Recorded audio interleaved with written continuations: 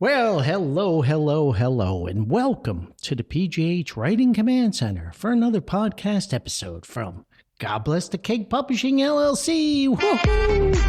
And I am John Hausleben of God Bless the Keg Publishing, LLC. I am the flagship author, chief photographer, music reviewer, music critic, do-everything guy here at God Bless the Keg Publishing, LLC, with a little help from my friends. And the friends are here. Friends, how did you like me hitting the post there, huh? How was it? It was good, right? Was it good, huh? Yeah, huh? Yeah. A little radio jargon there. Hitting the post is when the DJ, the announcer, the live host, and this is about radio. We haven't done a Magic of Radio podcast since May, and I'm getting all kinds of heat. But at any rate, so hitting the post is when you perfectly time your words, your intro, your speech, your babble, and the music starts, you see, and just before the lyrics of the song or whatever pertinent comes in, you cut it off. That's called hitting a post. So I think Paulie did a good job on that. Like, I think the friends agree, right? Anyway, if you're a first-time tuner into this madness, then welcome. If you're a long-time listener, a subscriber, a follower, well, then welcome back. And either way, we're thrilled you're here to join us for this podcast episode. And as I mentioned, this is a Magic of Radio Part 5. And it's been very difficult. You know, I had my guest host, the great Frankie T. We had the great Jeff, the musical wizard, all these things going on. And then I had some personal things going on and all these topics and subjects come in. And it's really hard. People are like, Paulie, you haven't talked radio in forever. All my radio guys are on me. So here we go. We're returning to radio. Okay. Part 5, the magic of radio. I can't keep up with it. You know, somebody said to me, Paulie, it's like a variety show. Your podcast's like a variety show. And I don't know. I don't have the ability to play any music. Someday I hope to be able to do that. But yeah, I guess, you know, whatever pops in our head, that's what we talk about. Whatever topic comes up. And yes, I'm guilty of not talking to radio, ham radio, or anything for a long time. And of course, it's a huge love of mine. And I need to do that more often. But then I get the people that say, Paulie, you don't tell enough of your stories. You got to tell the stories. Then I get the people that say, we want to hear, you know, a rated series on Ishkabibble's music or Pink Floyd, or why haven't you done the 5 best songs of Yes? Why haven't you? Oh my goodness gracious, there's only so much time in a day. But before we get too deep into all these laments, let me rattle the pages here. Get your little Orphan Annie decoder pins out. Please look in that drawer in the kitchen or the one in the bedroom and make sure you have it handy, because this podcast is proudly sponsored by Corporate Facilities Group Incorporated, the leader in technical consulting, facilities maintenance, facilities management and operations, as well as property maintenance and management services throughout America. And now, CFG Incorporated is proud to announce a new department, a new initiative headed up by the amazing Mr. Steve McMillan. Friends, let's give it up for old Steve Arooski.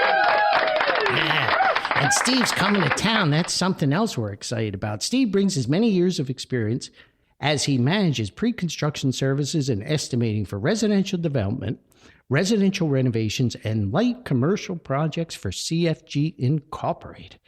So, don't get snookered there's a lot of snookering going on before you spend big bucks on a project. Please let old Steve Arooski check out the contractor scope and price to make sure your hard-earned money is going in exactly the right place. Check them out on the web at www.corporatefacilitiesgroup1.com. That's www.corporatefacilitiesgroup1.com. And many thanks to Lydia, Steve, and Liliana can't forget Summer the doggy and Smokey the kitty cat at CFG Incorporated for sponsoring the podcast down there in beautiful Marietta, Georgia.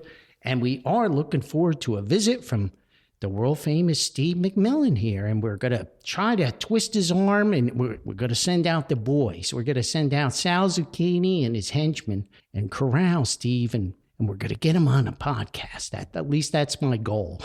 We'll see how that goes, folks. And we do have one not-for-profit charity goodwill function to announce here. And the email address, if you have a goodwill charity function, special goodwill event coming up that you would like Paulie to mention on the podcast, please email us in plenty of time for the event date, or if it's just a general announcement, at godblessthekegpublishing@gmail.com. That is godblessthekegpublishing@gmail.com. And also, if you have comments, suggestions for the rated series, you just want to yell at us, you want to tell me I'm a bum, you want to tell me that I should be doing more radio, I should be doing more this, more that, just that's the same email address, godblessthekegpublishing@gmail.com. So if you are in Southern New Jersey and you have a loved one who needs end-of-life care, please choose Samaritan Hospice in Southern New Jersey, who provides comfort, support, dignity, and help at the end of life. Samaritan provides support through a team of experts, including physicians, nurses, social workers, certified home health aides, spiritual support counselors, bereavement counselors, and volunteers of all sorts. The team is ready to answer your questions and offer counsel and help with advanced directives, provide pain and symptom relief, and so much more. Please call area code 856-596-1600 or reach out on the website at www.samaritannewjersey.org. And like I said, if you have any other suggestions, any kind of contact, any goodwill, please send it ahead to godblessthekegpublishing@gmail.com. Thank you so much. So, as I mentioned, and wow, I'm really proud of myself, 7 minutes and 39 seconds. I didn't go around the world too many times, unlike what we're going to talk about. So, in June, I think I have the date here. I have quite a few notes, but I'm gonna wing this because, I'm going to talk about something that's a great passion of mine, and that is radio. And I can feel the passion building, so I'm going to go around and around and around, try to wrap it up and stick to the subject. But there's going to be a lot of Gene Shepard wanderings here. Gene's going to be proud of me here. And the subject is based upon what happened at the end of June in 2026. And there are two events that triggered this. And then in the last few weeks, I've been reading and following a lot of situations going on and a lot of happenings in the world of terrestrial radio. And when I mean terrestrial radio, I mean AM, FM, and all the other frequencies, not satellite or streaming. And with technology, of course, there's many, many options to get your music, to get your news, to get your entertainment, to get your sports, all these things above and beyond what I grew up with, the old table radio, the staple in households across the world. And in my case, with my love of radio since around when I was 9 or 10 years old, shortwave and then ham radio and a career in military radio, all the things that happened to me. And I read one time that Thomas Jefferson, if people would ask him what his occupation was, he preferred, and most of the time he just answered it simply, that he was a farmer. And people have said, Paulie, you lived 1,000 lives, you've done all these things, you've done, careers in electrical and electronics and taking care of buildings and properties and radio and all these things you've done. And if somebody asked me, writing books and photography, but if somebody asked me, what defines Paul John Hausleben, I would say I'm a radio man, because that's my real true love is radio and the magic of radio. I'm the kid, if you listen to the other magic of radio podcasts, I'm the kid with the transistor radio under the pillow, listening to Yankee game, listening to Rangers, the Knicks, the Flyers, anything I could tune in. And the old man yelling at me to go to sleep and all that stuff. And then we built a crystal radio together, and then we built a shortwave radio kit at Christmas time, and it just took over my soul and my mind. And I was always fascinated that piece of number 14 copper wire glistening in the air could tune in and unlock a hidden world of magical radio waves. And it just always fascinated. And even to this day, it still fascinates me. And when I read news like I read and some of the other things that have happened, I was like, wow, this is, it's a page turning. It's an era changing. What's the future going to look like? So on the 30th of June, the British Broadcasting Corporation, BBC 4, because they number their stations and their schedules and their shows, BBC 4 shut down their long wave station with the amazing transmitting site at Droitwich. Yes. And the antenna farm is legendary there. And it had been on the air for 92 years. 92 years. Through wars, through mayhem, long wave BBC 4 broadcasted on the air with a legendary set of antenna arrays there. And we'll talk about what long wave really is. And then shortly thereafter, I think I wrote it down, in June, I don't have the exact date, but in June of 2026, the Canadian broadcasting system shut down station Charlie Hotel Uniform, which was a time standard station that broadcast time beats to synchronize clocks atomically and precisely throughout Canada and wherever the signal would reach. And they decided to shut that down. So I want to talk about the impact of that and my feelings of that. And this is probably news that no one really paid attention to. It might have been a blip on a on a web page or whatever. And I guess the majority of people wouldn't even read the article. But me being a radio guy, I focused in on this because I remember listening to BBC 4. And now long wave, so we'll try not to get too technical, but long wave for the most part, it technically goes from 30 kilohertz to 300 kilohertz on the radio dial.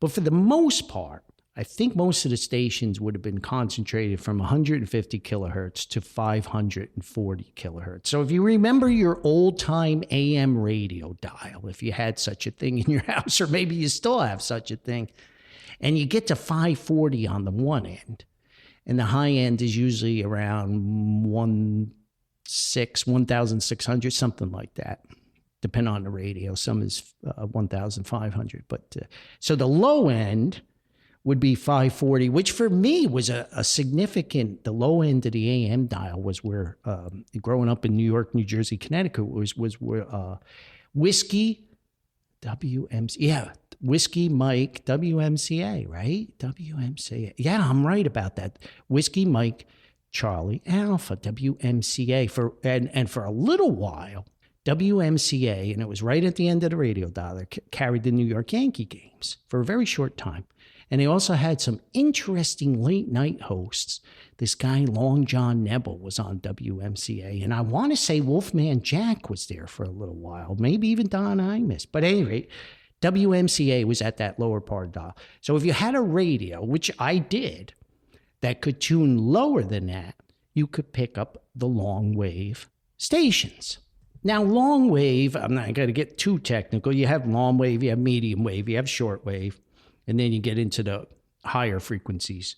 But long wave uses tremendous physical length antennas. And that's why the station in England there at Droitwich is so iconic, because of the size of the antenna arrays. Absolutely massive, because the wavelength requires long physical length of antennas.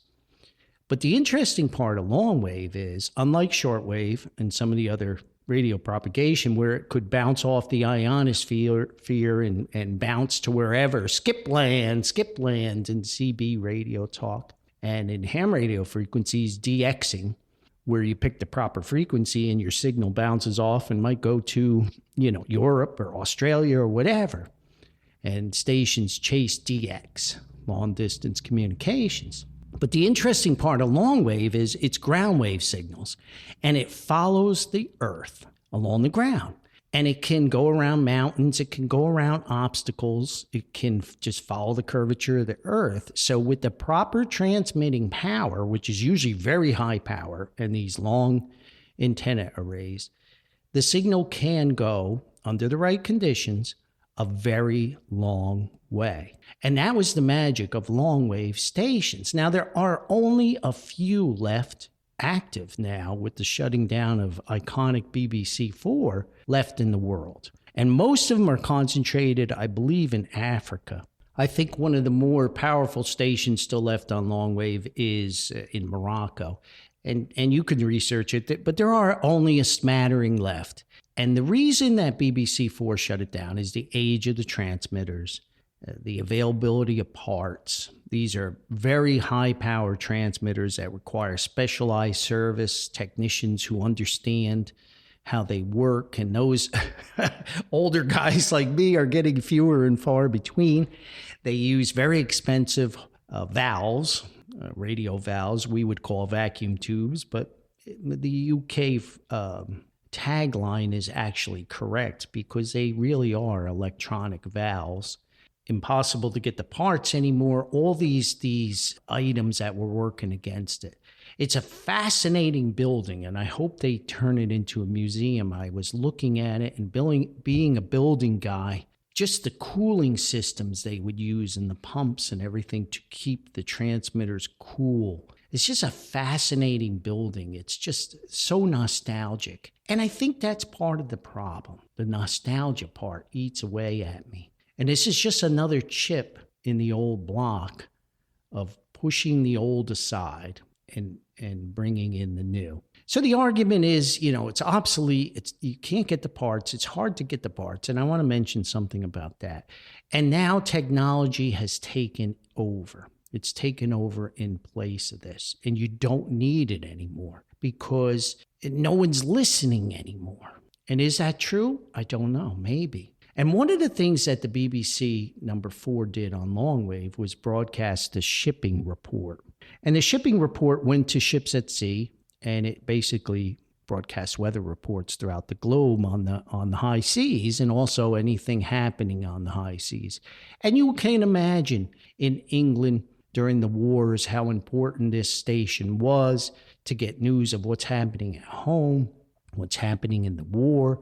And then as those eras moved on, it broadcast cricket games and music and some radio shows and items of interest throughout a huge area of listeners, a touch of home, so to speak. The great Jeff Lynne of ELO has a solo album called Long Wave, and he talks of listening to music as a young boy in Birmingham, England, and learning of the great rock and roll artists of the time. Elvis Presley was on there and all this music that would get broadcast. And the signals were pretty strong at the right time. However, it is AM and it's subject to static and thunderstorms, probably better in the wintertime than it is in the summer. And the signals can go up and down and things like that, like shortwave. So the decision was made that this is a bygone era. And ships at sea, yeah, the shipping report is, of course, still of importance to them, but they can stream that. They can pick it up on satellite. They can pick it up here and there. But can they? Can they? And in rural areas, sometimes, and in underdeveloped countries, these shortwave and longwave stations are still of significance, huge significance, because that's the way that folks can only stay in touch. Some of these countries, they block signals on the internet. They don't even allow streaming. It's like some of the NFL and the MLB games. You can't get the local teams if you're out of the local area. They block it because it comes down to money. And let me talk about the obsolescence. That's something that I run into all the time in my primary source of income. Young fellas come to me, elevator servicemen, they say, oh, Paulie, you need such and such because this part's obsolete. And I remember this young man came to me and he said, oh, I don't know what we're going to do. We're going to have to rebuild the whole door mechanism on this elevator because this piece of metal here has a bushing in there and the bushing's all worn out and I don't know what to do with it. And I thought about what my old man said. My old man was a machinist. master machinist for 52 years. And I think I've told the story of the famous 1964 Rambler when he rebuilt the steering box and he made the part himself. And he always used to say, if somebody made the part years ago, I can make the part now. And I said that to that young man. I said, let me have this part that you need. He said, oh, you can't get it. These elevators are from 1988, like they were from 1898. And I said, I could get that part replaced. I could get that part made because I knew a machine shop in the area that would machine the part. And I said, I'll just have them make the part. Because if it was made years ago, it can be made now. Sometimes that's expensive. And that's what really, really drives it. So the BBC made the decision to shut down this iconic radio station on long wave. And it's gone. It went silent. I watched the video clip of the operator as he signed off on the air after 92 years. And, it was very heartfelt, very emotional. He was an Irishman and he said some words in Gaelic at the end. 92 years on the air, and now it's gone. It can be streamed, same programs over the internet and streamed. But can everybody listen? I don't know. And then the Canadians made the decision to shut down the time standard station. We still have in this country Whiskey, Whiskey, Victor, WWV, which broadcasts on a number of different frequencies with the time standard. And if you ever tune in, you'll hear it's like ticks of a clock. And then at the top of the hour, there's a tone. And that tone synchronizes the top of the hour. And then it clicks and it'll announce in Universal Time Coordinated what the time is. So why is that important? Well, there's radio stations that have WWV standards and they synchronize their clocks. But a lot of people don't realize the other functions of the Universal, or the American, or across the world, there's other time signal stations still operating, of what the significance is of what they do. Now, obviously, they do something very important for them. It's in Fort Collins, Colorado, WWV, Whiskey, Whiskey, Victor. Big station, expensive, antennas, electricity, blah, blah, blah. And all they're broadcasting is this time. But why is that important? It's important because a lot of equipment is synchronized to that time signal standard. Equipment like, there's even some folks who have like little wall clocks that pick up the radio signal and they automatically correct themselves. Even wristwatches, things like that. Alarm clocks. But our infrastructure, in a lot of cases, is tied to the standards. Transportation networks, emergency services, other broadcasting, power and grid operators use that time standard. So it's more than just somebody saying, oh, wow, let me synchronize my clock. Now, yes, there are the same abilities to synchronize clocks broadcast over the internet. I have one right here on my screen right now, which I use in ham radio applications, and it goes to various universities throughout the world. It goes to observatories.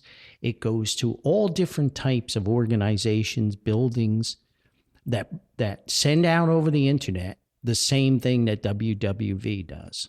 And you can synchronize. And I use a radio program which requires precision time standard to transmit on digital communications for ham radio. So yes, the same thing is now offered over the internet. So people say, wow, we don't need these expensive radio stations. We don't need to use all that electricity. We don't need to do these things because it's available now over the internet. And that's all well and good. Just like the BBC. We don't need this anymore. We can broadcast over the internet and people can stream it rather than nobody's tuning in anyway. It's even hard to obtain radios that cover these frequencies. And like I said, that's all well and good, except for one problem. And that's where not only the nostalgia aspect, and yes, I love the glow of a radio dial. I love late on a Saturday night in the wintertime in January when there's no thunderstorms and there's no static, and I put my cans on my head and I tune across the band, listening for either on the ham radio or shortwave or wherever, listening for stations. Yes, nostalgia. But other than the nostalgic aspect, and I always remember, I'm going to digress. I'm going to go to Gene Shepherd. It was Christmas time, and it was probably 10 years ago. And I was by myself on Christmas Eve, and I was celebrating a holiday coming, and I was lonely. I'll admit it. I was away from my family, and I turned to what I love the most, other than my family and God and things like that. Radio. For comfort. And I tuned across the AM band and I picked up this fantastic radio show on Christmas Eve. And it was a rebroadcast of a famous gentleman, a radio host who would feature Frank Sinatra music. And I tuned that in, and I remember sitting there listening on Christmas Eve to old Sinatra songs coming over through the Static and Pops Christmas songs from his Christmas albums. And it was one of the most glorious Christmas radio programs I ever listened to. It was magical, and I just stumbled upon it. So yeah, the nostalgic aspect. And I can remember being a kid listening to that transistor radio, and I tuned down below WMCA, and I tuned into the long wave, and I heard Morse code, and I heard Navtex, because there still are a lot of navigational buoys and Morse code that broadcast to ships on long wave about obstacles in the oceans and direction finding. That kind of stuff still exists. And I was like, wow, I wonder what they're saying. And the fact that I didn't understand the language and couldn't understand what was going on there helped inspire me to learn Morse code and to become a ham radio operator. So yeah, we have all the nostalgia that goes with it. I can't tune into BBC4 on long wave anymore. It's gone. So if we put the nostalgia aside, Paulie, what's your problem? Technology moves on. Life moves on. These are all these fantastic things. And you use all this technology on radio. You use the FT8 and you use the digital. But there's nothing like when I pick up my Morse code key. It just gives me a special feeling. But here's the problem for Paulie. And the problem for me is being a ham radio operator, military radio operator, and also in my primary source of income, taking care of huge facilities and data centers and medical operating rooms and these mission critical infrastructure that I've taken care of for 52 years. Been in the business 52 years, taking care of some of the biggest properties and facilities in America and critical data centers where a second of an outage means millions of dollars and all this pressure and all this stress and all this. And I've watched all this technology over these years. And it's been drilled into my head that what do you do? Because everything man-made will fail at some time. So what do you do to improvise, adapt, and overcome that failure? Because the reliance on the internet, the reliance on all these electronic devices, the infrastructure, it's a lot different. It's a lot different than that hardened fortress of a transmitter with those huge antennas and the reliability. The signals go around mountains, it goes across oceans. Yes, you got to keep the electricity on, so you need generators, you need cooling pumps, you need that infrastructure.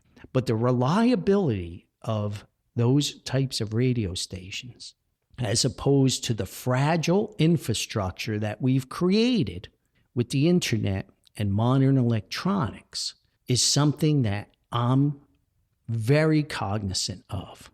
So you always have backup systems in my world, right? Backup systems. And let's face it, ham radio, amateur radio only exists now because of the emergency capabilities of ham radio operators. Yes, it exists because they come up with these innovative ways of communications like the low-power digital things that are coming out of it now, and all this technology and all these innovations that amazing amateur radio operators have created. And then those get adapted for business. It gets adapted for NASA, for space communications, all the innovations that the incredible amateur radio service operators and these geniuses have come up with. I think about the FT8 communications now and Whisper, low power communications. It's amazing. And I'm not anti-technology. I'm not a Luddite. I appreciate it. But in my world, you got to have backup systems. There's a fire extinguisher hanging on pretty much all the walls of any big, giant building, small building, in between building. And hopefully you never need them. And they're sitting there on the wall happy. And everybody sees them and everybody knows where they are. And they got little signs, fire extinguisher. And hopefully they never get used.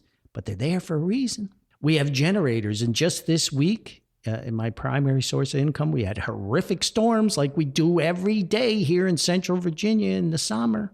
These tremendous thunderstorms rock and roll, and they blow up power, and they blow up equipment, and they come through with lightning, and trees fall down, and all this stuff that happens. And our backup generators had to run for 16 hours. And the only one that knew that were the maintenance guys and the facility guys, and also the owner of the building when he got the $6,000 bill for the diesel fuel. But the people who came in, the businesses that occupied the building, they weren't aware unless they heard the roar of the generators or smelled the diesel exhaust. It was just business as usual. We didn't have utility power. We ran on backup power. And you got lifeboats on big giant cruise ships, right? And they hang on the side and they're ready to go just in case. Hopefully you never need them, but they're there. And that's Paulie's problem. You shut these things down and rely on the internet. And modern technology is wonderful. It's not as robust, and they've made the networks more robust as the years have gone on. But I know electronics, and I know transmitters, and I know how robust certain pieces of equipment are. That's my business, and been my business for a very long time. And there's no way you're going to convince me that when a big old thunderstorm rolls through, some of this stuff's not going to get smoked, because it gets smoked. And I am also a product of 9/11. The company I worked for at the time had offices in the World Trade Center, and I went through that horrible experience. And I had the training, and I had the knowledge, and I was an amateur radio operator. I was still active military radio operator. I knew what to do. Those are situations I trained for. And within minutes, some cases even seconds, of the demise of both of the twin towers, both of the twin towers going down, all landline, all internet, all cell phones, they were a little bit more primitive back then than they are now, were gone. Absolutely gone. Absolutely gone. Ham radio operators saved the day. Salvation Army network saved the day. Military communications, backups, but landlines are gone. Everything's gone. So that's sticking in my mind. Everything man-made will fail. What do you do to improvise, adapt, and overcome? And that radio transmitter's silent now. And that was an important function, important broadcasts for folks, the shipping reports, the weather, whatever. So what do they do now if the internet or the satellite feed or whatever is interrupted? They're dead in the water, for lack of a better word. And that's something that bothers me. What do they do if they can't get the time standard at one of these power companies that uses that? Or even your wall clock on the wall, it's not a critical thing, but these things are getting taken away. And the reliance on this technology, which just is not as reliable as these old, supposedly obsolete, but hardened, 100% duty cycle pieces of equipment were. They're just not as robust. And it's come a long way. But, you know, my internet goes out quite often. My power goes out all the time.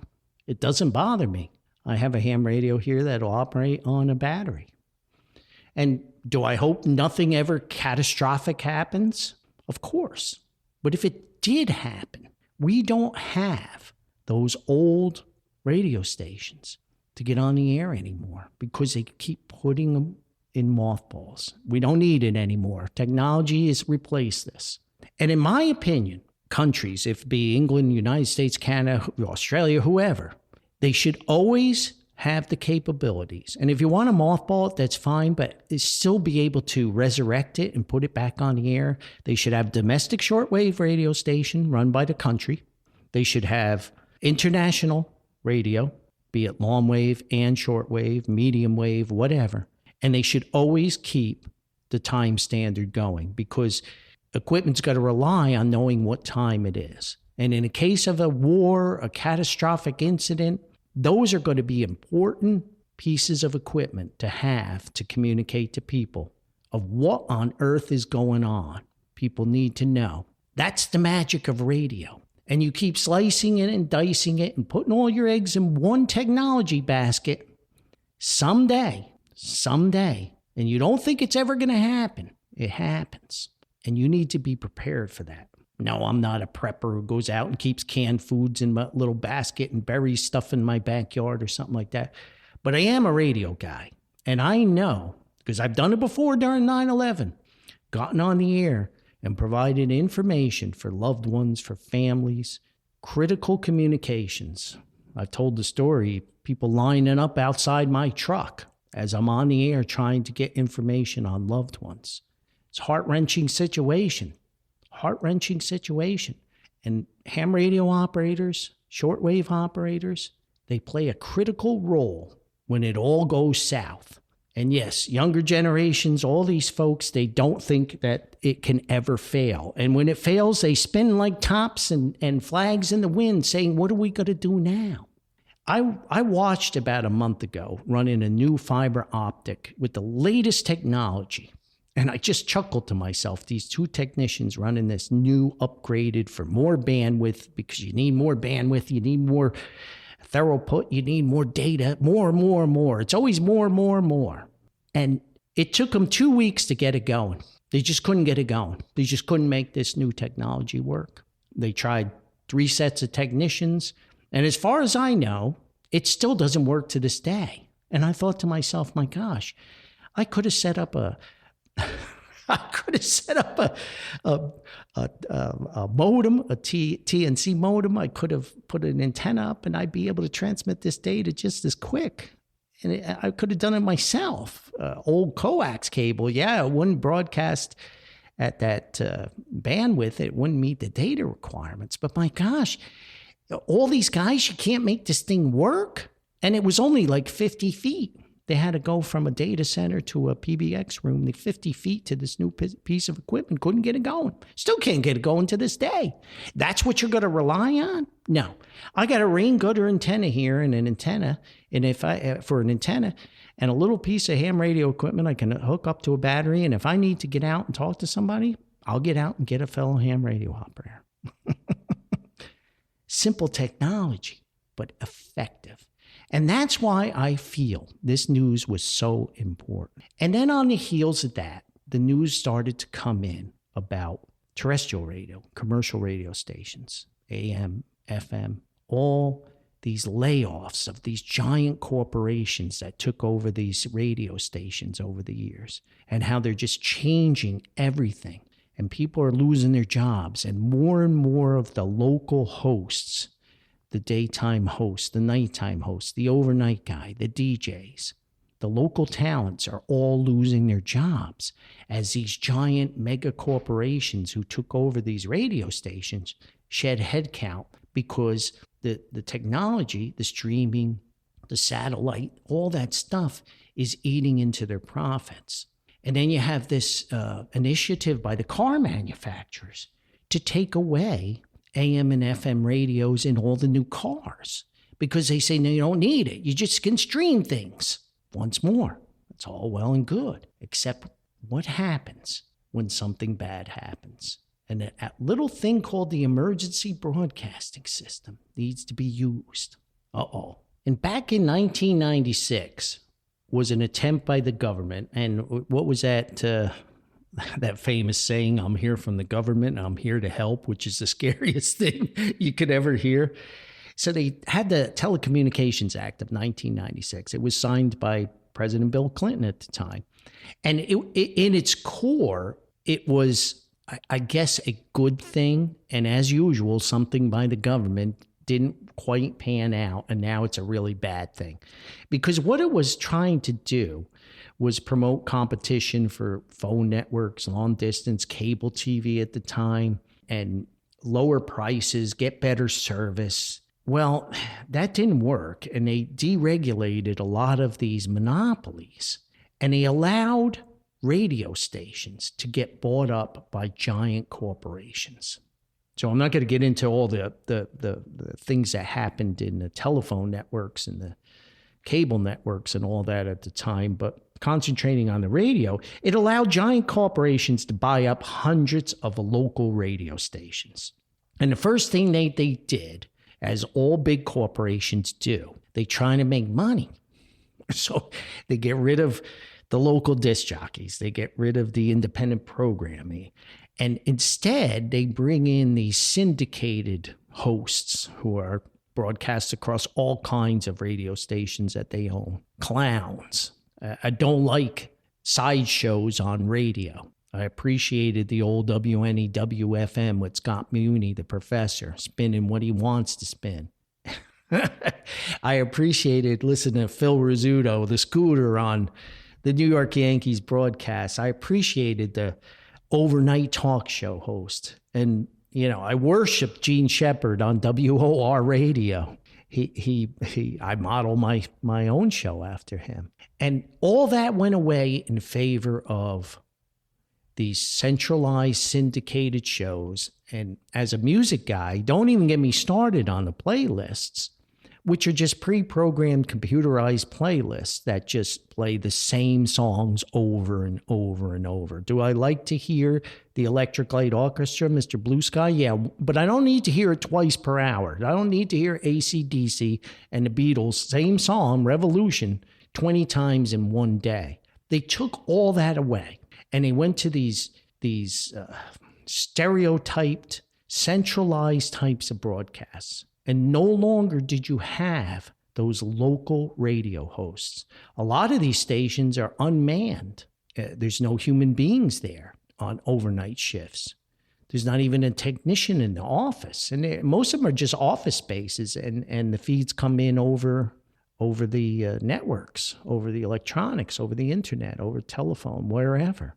There's not the old DJ sitting in the booth with the transmitters behind him and a full-time engineer, chief engineer, watching the meters and tweaking the knobs and watching SWR when it snows on his capacity hats and the antenna farm, and all that stuff is gone. And it's all about making money. And now, with all the competition, they're shedding talent, and all these folks are losing their jobs. Fellow radio people. Now, somebody could point their finger and say, Paulie, you're doing it. You're running a podcast now. You're supposed to be this radio guy, and you're now competing. Yeah, I am. No question about it. But I'll tell you here and now, if somebody said, hey, Paulie, instead of doing a weekly podcast, you want to come on WXYZ here, the local AM radio station? We only got 500 watts. We only got 1,000 watts. We only got 5 kW, whatever. And do your show every Saturday afternoon? I'd do it in a heartbeat. First of all, I'm not good enough. Nobody's interested enough. Second of all, they would never do it because I couldn't make them any money. And all that the local weather report, the local high school basketball news, the local high school football team that used to get broadcasts, all that's going away. And it's very sad. And because I remember radio as it used to be. And yeah, some people say, Paul, you dwell in the past too much and you're too nostalgic. But if you never experienced it years ago, then you'll never understand or appreciate what's gone now. And the media deregulation, while on the surface, the Telecommunications Act was good, it all backfired. And now it's a mess. I can't tell you the last time I tuned into a terrestrial radio station. I'll be honest with you, other than ham radio things and tuning bands at night. But, in my car on my way to work or something like that. It's trash. It's terrible program. The music stinks. I'm not going to listen to it. So now we go back to that same problem. What happens when something happens? Okay? How do you get local news? I read horror shows of the floods that happened down there last summer in North Carolina and those other areas with those terrific, horrible storms and the end of the tropical storms. And people were tuning in on the radios because, of course, internet didn't work. Power was out. They had a battery-powered radio. And these radio stations are just happily going along on their pre-programmed list because there's nobody to pull the plug and get on a microphone and say, hey, this is where you can get shelter. This is where you can get help. This is where you can get food. This is where you can get good, clean water. No, they're playing AC/DC because there's nobody there anymore in the radio station to help. There's no local talent there saying, oh my gosh, the world's blowing away here. We need to get out on emergency broadcasts and suspend our programming and help people. And part of the FCC licensing requirements for radio stations are that they contribute to the local communities where the licenses hang. They have an obligation, and shame on the FCC for not enforcing that. I saw some news this week that the FCC knocked some guy and fined him on GMRS for linking repeaters together, which is a no-no. You got time to go after Joe linking repeaters on the GMRS, which is illegal and they shouldn't do it. But you're not enforcing the things you need to enforce.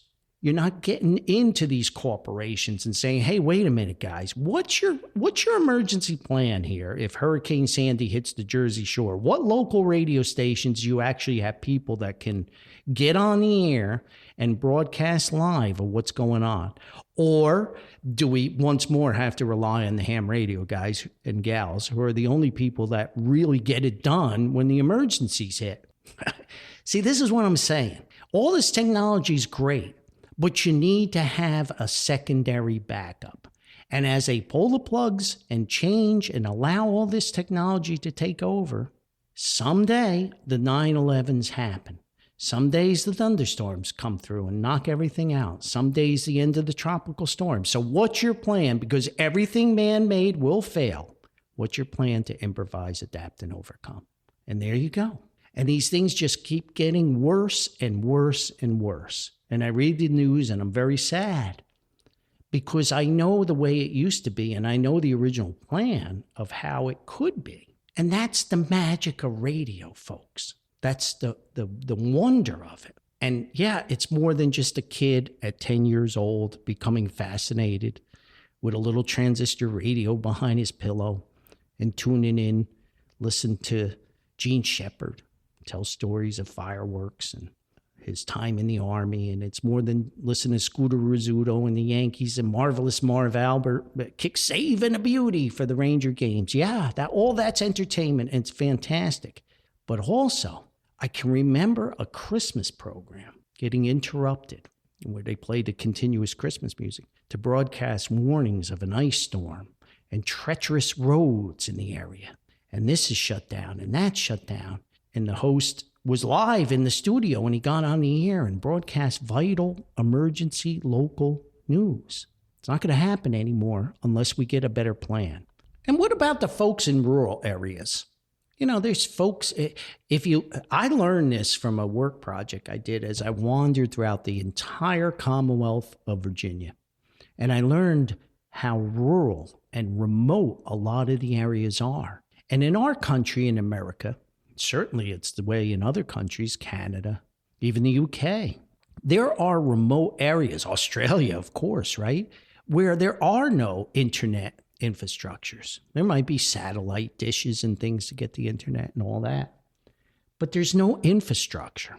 I traveled areas in Virginia. There's no fiber. There's no cable. There's no anything. They set up a dish, which is unreliable. A thunderstorm comes through or a snowstorm or clouds and the internet goes off.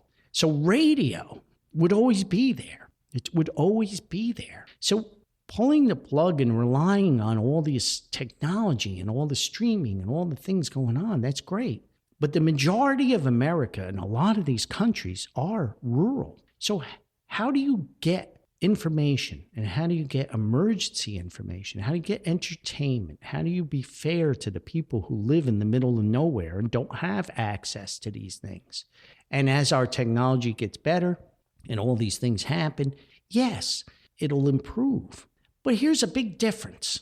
You got to subscribe to the XYZ Corporation to get your internet. You got to pay a monthly fee. You got to bundle your services. You got to do this. You got to do that. Radio's free.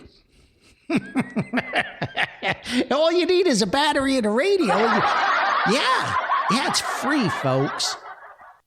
The internet's not. They're going to charge you for these things. It's going to, in a rural family, maybe don't have that kind of income. Maybe don't have those kind of luxuries.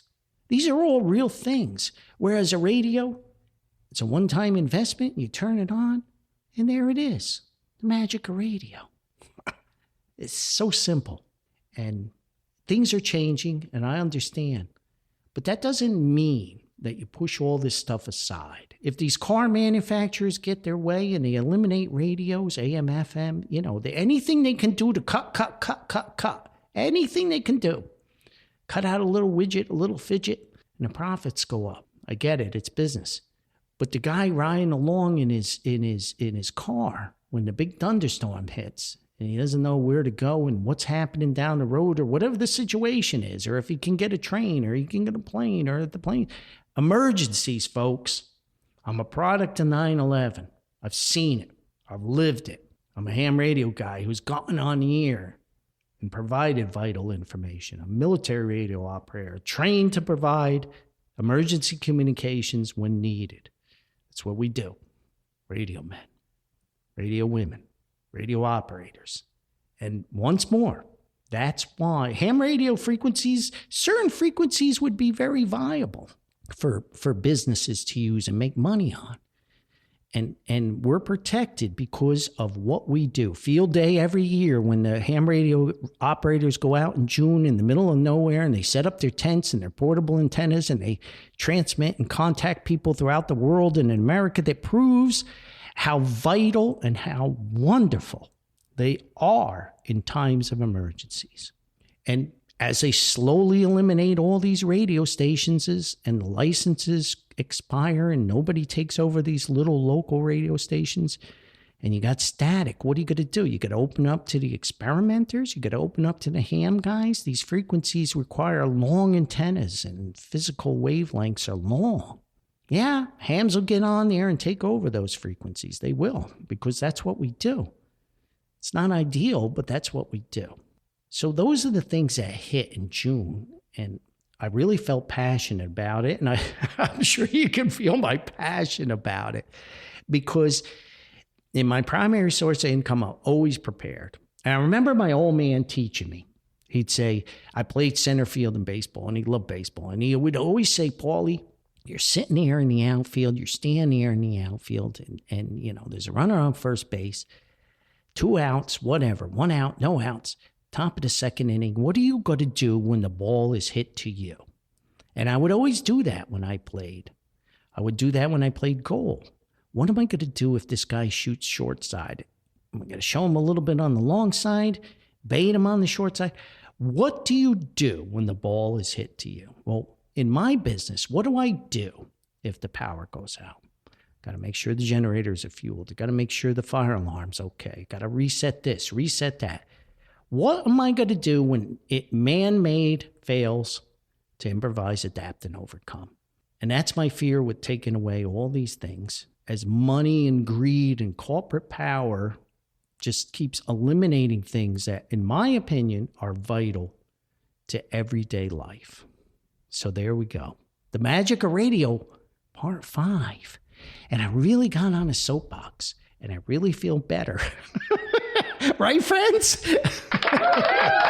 Anyway, I guess that's enough. I'm almost at the top of the hour here, and I've been trying to be a good Paulie and wrap it up. So, yeah. But, hey, what do I know? I'm just a guy from Paterson, New Jersey, and I really hope you enjoyed this podcast, The Magic Radio. Even if you're not a radio person, maybe it's an eye-opener for you, ear-opener, mind-opener. Maybe go on the internet and research yourself. Maybe write a letter to your representatives. Say, hey, don't allow these manufacturers take these radios out of cars. I can see where it's a vital thing for us.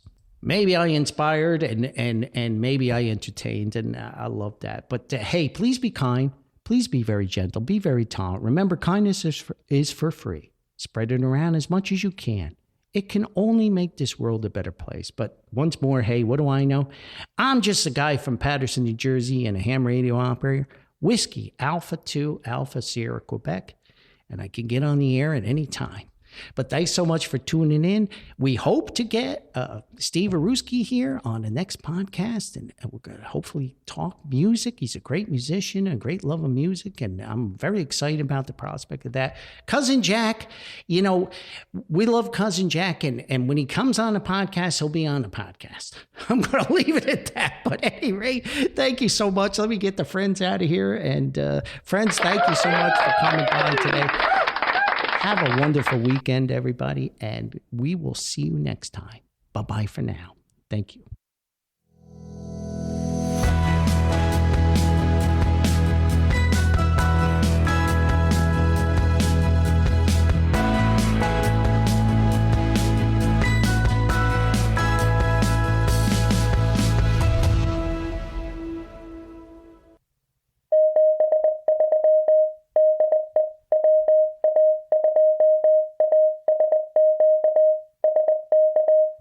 Hey, come on in here. Yeah, sit down. Yeah, take that stool over there. Yep. Yeah. Hey, yeah, I'm Paulie. What are you drinking?